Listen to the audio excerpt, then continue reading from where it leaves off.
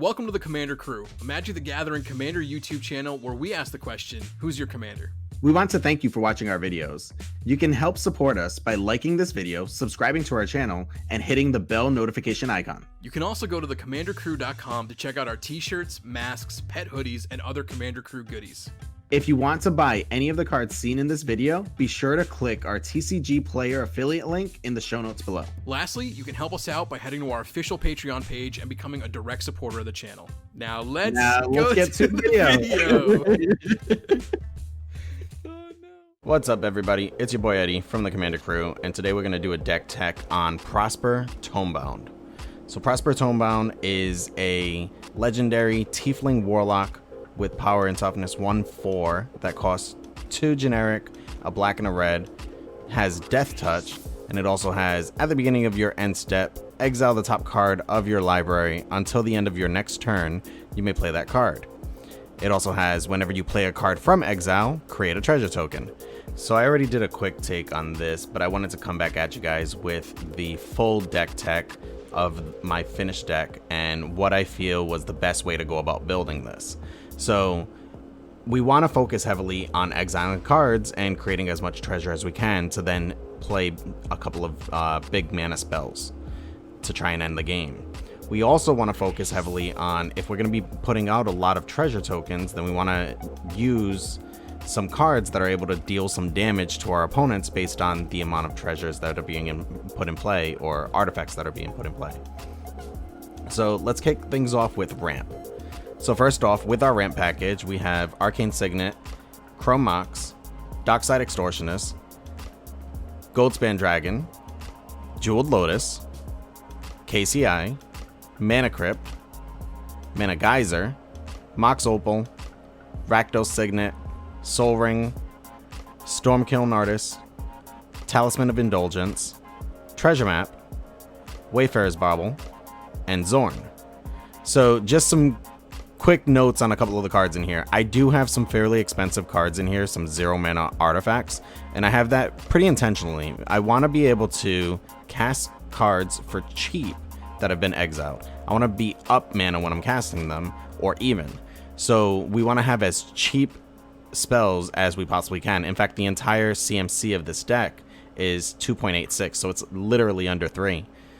So with that, if we exile a Chrome Mox, or if we exile a Mana Crypt or a Mox Opal, we're able to cast those cards literally for 0 mana and be up mana as long as Prosper's on the battlefield and as long as that card was exiled when we cast it. That is ridiculous. That's a nice way for us to really ramp and generate a ton of treasure tokens. So moving on from ramp, we're going to go right into our card advantage section. So first off, we have Burgi, God of Storytelling, which can ramp, but we actually are playing it for the flip side. So the backside is Harnfell, Horn of Bounty, and this card is amazing in the deck. You can discard a card and exile the top 2 cards of your library, and you can play those cards this turn. That's absolutely incredible. It's exactly what we want to be doing. We can exile a ton of cards. Discarding a card, most of the time we can discard a land or something that's not really necessary in the moment, but outside of that, this thing is incredible. Then we have Brea's Apprentice, Chandra Fire Artisan, Chandra Pyromaster, Chandra Torch of Defiance, which works as both ramp and card advantage. Then we have Commune with Lava, Dauthi Voidwalker, Deadly Dispute, Dire Fleet Daredevil, Draugr Necromancer, Dream Devourer, Ice Cauldron, Ignite the Future, Jeska's Will, Laelia the Blade Reforged, Light Up the Stage, Outpost Siege, Ragavan Nimble Pilferer, Spark of Creativity, Stolen Strategy, Ubamask, Valakut Awakening, Valky Exploration, and Vance's Blasting Cannons. So to dive a little deeper into a couple of these, first I'm going to talk about Ice Cauldron. Ice Cauldron is absolutely incredible in this deck. It's a little weird the way that it's worded, but just to make things really simple, we're going to be tapping this artifact to exile the top card of our library, and for as long as that card is exiled, whether Ice Cauldron is on the battlefield or not, we can actually cast that.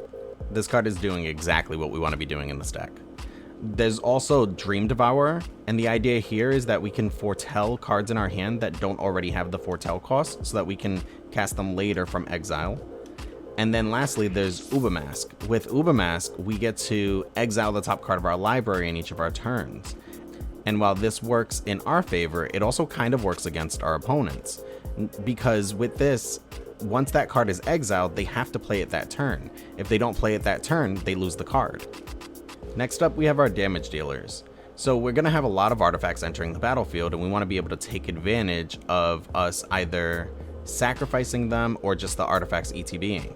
So the way that we can do this is by using cards like Disciple of the Vault, Girapur, Aether Grid, Havoc Jester, Marionette Master, Mayhem Devil, Nadier's Nightblade, and Reckless Fireweaver. When you're playing this deck, you're going to get a ton of treasures onto the battlefield. You're going to be sacrificing a ton of treasures, and being able to just incidentally deal damage to all of your opponents while you're doing that is absolutely incredible. Next up, we have our removal package. We have Altar of Shadows, Chaos Warp, Deadly Relic, Deflecting Swat, Dismember, Feed the Swarm, Hagra Mauling, Kazul's Fury, Mog Salvage, Murderous Rider, Shatterskull Smashing, Snuff Out, Vandal Blast, and you find some prisoners. So some of the cool things here are, with Altar of Shadows, we get to get rid of somebody's graveyard and then exile a card from it and be able to cast it. And then with cards like Deadly Relic and Deflecting Swat, if those cards get exiled, we get to cast them for free. Just like those 0 mana rocks, we're casting cards for free, and as long as Prosper is on the battlefield, we're creating treasure tokens. Then we have cards like Dismember, which we can cast for a discount with that Phyrexian mana. And then we also have Mog Salvagers, which we can cast for free as long as an opponent has an island, because of course we're going to have a mountain on the battlefield. And then we have Snuff Out, which we can pay 4 life to just cast the spell, and again, generate more treasure. We want cheap spells because we want to be able to essentially storm off and cast as many spells as we can from exile as possible in a turn, and generate as much treasure as we possibly can to eventually use that treasure to win the game. Then lastly, we also have You Find Some Prisoners, which not only allows us to destroy an artifact, but it also gives us the option of exiling more cards. So this is beneficial where if we don't have any cards currently exiled to cast, or if this card gets exiled, we have some options of what we can do with the spell. Next up, we have some typical cards that you would see in a commander deck. We're running for protection, Lightning Greaves, Malakir Rebirth, and Swiftfoot Boots. For board wipes, we're running Blasphemous Act and Toxic Deluge. And then lastly, our win cons. So if the damage doesn't get our opponents down to 0, we have Crackle-Wit Power and Torment of Hailfire. These cards can be absolute nightmares for our opponents when we cast them, because with the amount of treasures that we're generating, with the amount of mana that we're creating in this deck, we're going to be able to deal a ton of damage to our opponents and essentially win the game. So 2 more cards that are in the deck that I want to quickly speak about are lands. I want to talk about Treasure Vault and Urza Saga. Urza Saga is in the deck because we have a bunch of 0 mana rocks, and being able to get those out for free can be extremely beneficial to helping to keep our commander on the battlefield, in that we'll constantly be able to recast him because he's going to get removed. And then with Treasure Vault is a nice little way of dumping a ton of mana into Treasure Vault and creating a bunch of treasure, which can either help to deal damage with our damage dealers, or can help us to ramp up to potentially win the game with Crackle-Wit Power or Torment of Hailfire. Prosper overall is an amazing card. It's a card that's going to give us card advantage, and it's going to help us to generate a ton of mana. I've seen plenty of different ways that different people have built this deck, and overall, I personally have gone the route that I've gone because I've found some of the other cards that I've seen in those decks just not work very well when I'm playing them. So cards like Hellkite Tyrant and Revelant Virtues, yeah, those are win cons, and you could potentially win with them, but they're really janky, especially Hellkite Tyrant. It's super expensive, and you're gonna be wasting a bunch of your treasure dumping into the Hellkite Tyrant to just cast it. So it's very unlikely that you're gonna end up with the 20 artifacts at the beginning of your upkeep. And then also there's cards like Inspiring Statuary, which honestly just didn't play out very well. It didn't work to our advantage with the damage dealers. We want to be sacrificing our treasures to be able to deal more damage to our opponents. And then Valky, God of Lies, another really popular one that I've seen where people are playing the Tybalt side, plays extremely well when you can get it on the battlefield and keep it on the battlefield. But unfortunately, it draws way too much attention and people remove it very, very, very quickly. Now, just because something didn't work for my playtesting or in my meta doesn't mean it's not going to work for you. So I encourage you, try out different ways of playing this deck. Prosper is a ton of fun to play, and I would love to hear how some of you guys have built them. So please put it down in the comments below, some interactions that I may have missed, or maybe some different ways that you would have built the deck.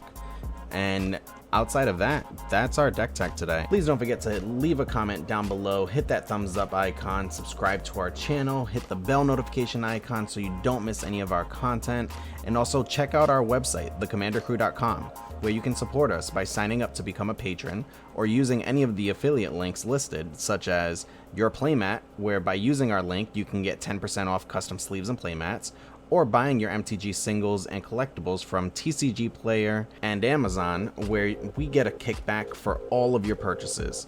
And of course, Teespring, where you can get your custom Commander Crew hoodies, t-shirts, stickers, and even phone cases. You can also chat with us directly on Instagram, Twitter, and in our Discord if you'd like to talk Magic or be a part of any of our future videos. That's all for today, and until next time, take care.